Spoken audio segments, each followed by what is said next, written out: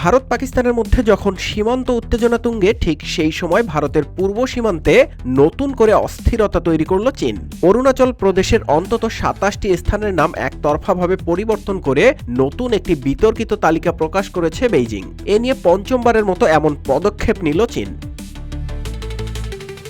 ভারতের এই হিমালয় ঘেঁষা উত্তর পূর্বাঞ্চলীয় রাজ্যকে বরাবরই নিজেদের এলাকা দাবি করে আসছে বেইজিং, আর সেই দাবিকে আরও জোরদার করতেই নতুন করে কিছু অঞ্চলের নাম বদলে ফেলেছে তারা। এবার যেসব নাম পরিবর্তন করা হয়েছে তার মধ্যে রয়েছে ১৫টি পাহাড়, ৪টি গিরিপথ, ২টি নদী, একটি হ্রদ এবং ৫টি জনবসতিপূর্ণ এলাকা। এদিকে বিষয়টির তীব্র প্রতিক্রিয়া জানিয়েছে ভারত।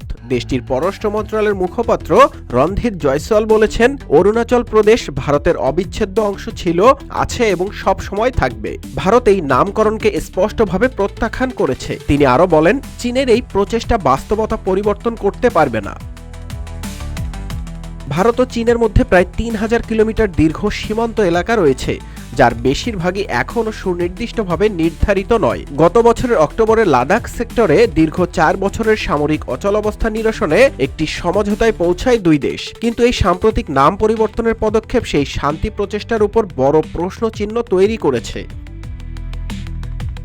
ভারতের পররাষ্ট্র মন্ত্রণালয়ের মুখপাত্র রণদীপ জয়সওয়াল এক সামাজিক যোগাযোগ মাধ্যমে পোস্ট করে জানান, অরুণাচল প্রদেশ ভারতের অবিচ্ছেদ্য অঙ্গ এবং চীনের এই নামকরণ প্রচেষ্টা আন্তর্জাতিক পরিমণ্ডলে বিভ্রান্তি ছড়ানোর একটি ব্যর্থ চেষ্টা মাত্র।